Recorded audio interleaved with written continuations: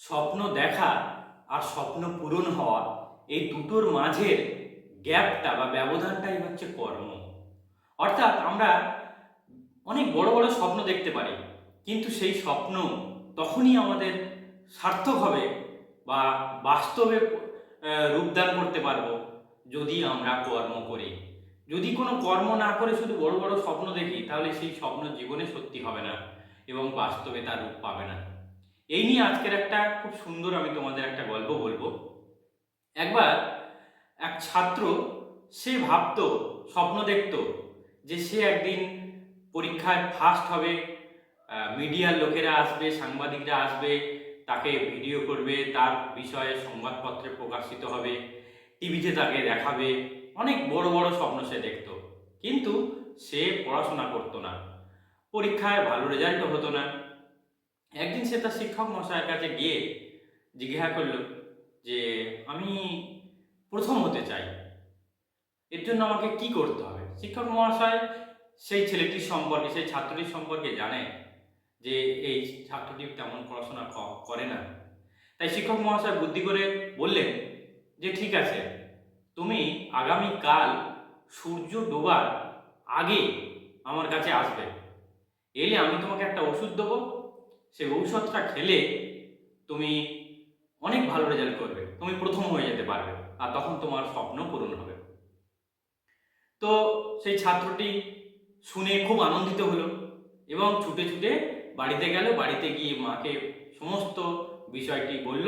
মা বলল, বাহ, খুব ভালো কথা, তাহলে কাল সকালবেলা আমি তোকে ডেকে দেবো, তুই গিয়ে শিক্ষক মহাশয়ের কাছ থেকে গিয়ে ওষুধটা খেয়ে আসবি। বললো, হ্যাঁ, তুমি তাই করো। তারপর যখন সকাল হলো, ছেলেটির মা ছেলেটিকে ঘুম থেকে তুলে দিল, ডাকলো সেখানে যাওয়ার জন্য। কিন্তু ছেলেটি ভাবলো এখন অনেক সময়, সেই সূর্য ডোবা পর্যন্ত, সূর্য অস্ত যাওয়া পর্যন্ত সময় আছে, আরেকটু ঘুমিয়ে নিই। তারপর অনেক বেলা করে সে ঘুম থেকে উঠল। তখন তার মা বলল যে এবার যা, শিক্ষক মহাশয়ের সাথে দেখা করে আয়। বললো, যাচ্ছি, এখন অনেক সময়, সূর্য ডোবা পর্যন্ত আমার সময় রয়েছে, এখন একটু খাই, খিদে পাচ্ছে খুব। সে খেলো। খাওয়ার পরে তখন তার মা বললো, যা, এবার যা। বললো, আচ্ছা যাচ্ছি, এখন একটু বন্ধুদের সাথে খেলে নি, সূর্য ডোবা পর্যন্ত সময় রয়েছে। বলে সে বন্ধুদের সাথে খেলাধুলা করলো। তারপর খেলাধুলা করতে করতে সেই কথাটা ভুলেই গেছে, বিকাল হয়ে গেছে। তা এবার ভাবলো যে বেরোতেই হবে। বেরোতে যাচ্ছে, এমন সময় তার আরো কয়েকজন বন্ধু এলো তার সাথে খেলা করবে বলে, গল্প করবে বলে। তাদের সাথে আরো কিছুটা গল্প করলো। এই গল্প করতে করতে সূর্য তখন প্রায় অস্ত যায়, এমন অবস্থায় তার খেয়াল হলো যে এই রে, এবার তোমাকে যেতেই হবে। সে ছুটে ছুটে ছুটে ছুটে ছুটে ছুটে শিক্ষক মহাশয়ের কাছে, শিক্ষক মহাশয়ের বাড়িতে পৌঁছালো। কিন্তু ততক্ষণে সূর্য অস্ত চলে গেছে, সন্ধে হয়ে গেছে। তখন সে ছেলেটি, সেই ছাত্রটি কাঁদছে শিক্ষক মহাশয়ের কাছে যে আপনি আমায় বলেছিলেন, কিন্তু আমি সময় মতো আসতে পারিনি।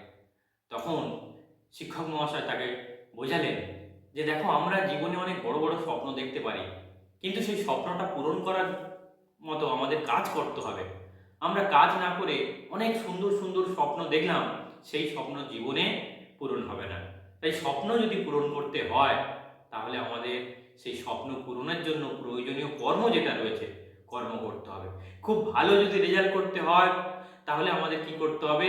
বই পড়তে হবে, পড়াশোনা করতে হবে। পড়াশোনা করলাম না, আর শুধু বড় বড় শুয়ে শুয়ে বড় বড় স্বপ্ন দেখে গেলাম, সেই স্বপ্ন কিন্তু কোনোদিন বাস্তব হবে না। তাই তোমাদের বলছি, যারা পড়াশোনা করছো, ছাত্রছাত্রী রয়েছো, তোমরা পড়াশোনা করো ভালো করে মন দিয়ে, একদিন দেখবে তোমাদের স্বপ্ন নিশ্চয়ই পূরণ হবে।